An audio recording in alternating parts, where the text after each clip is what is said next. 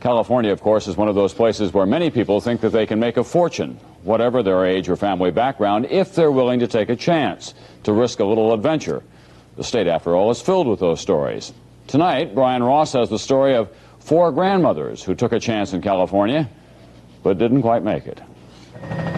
In the canyons above Beverly Hills, there's a secluded ranch house that rents for $8,000 a month.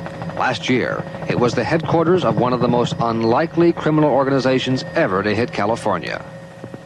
The people who lived in the house, past this gate, ran a huge cocaine business. There were hundreds of pounds of cocaine, suitcases full of cash, hoodlums and drug dealers from South America, and at the top of it all, 4 middle-aged divorced women, grandmothers, who apparently went into the cocaine business looking for a little excitement.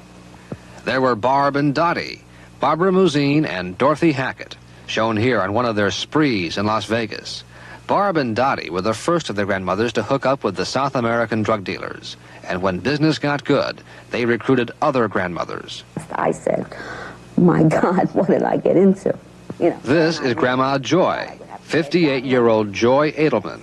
Her job with the grandmothers was babysitter, to babysit the cocaine. Babysitting is a very easy job because the cocaine doesn't talk. It doesn't cry. It just sits there.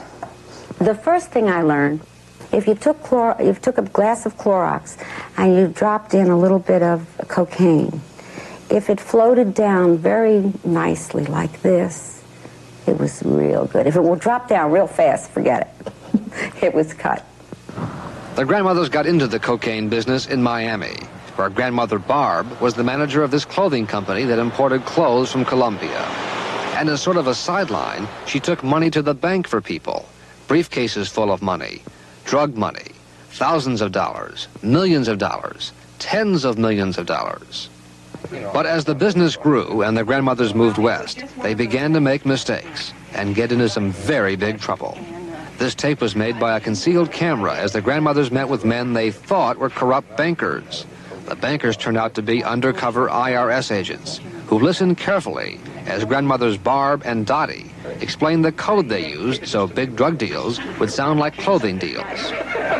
Dresses are big amounts, right, and blouses and sweaters are like, if it's 500,349, we can receive 500 dresses and 349 blouses. Keep that straight. Okay, that one I can keep straight. Okay.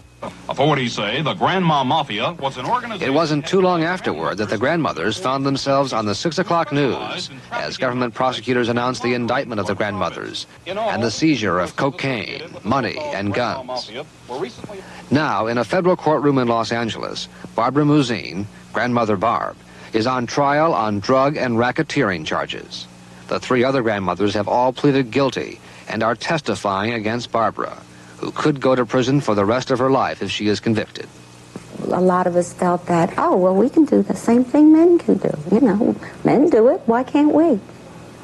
It doesn't work that way. And I made a very big mistake in my life.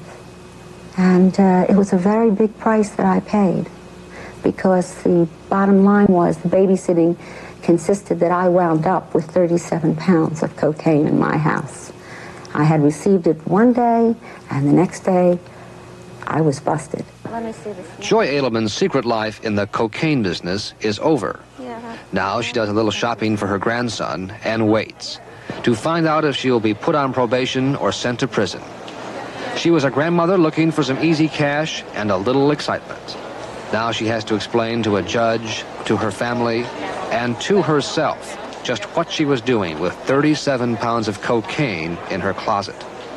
Brian Ross, NBC News.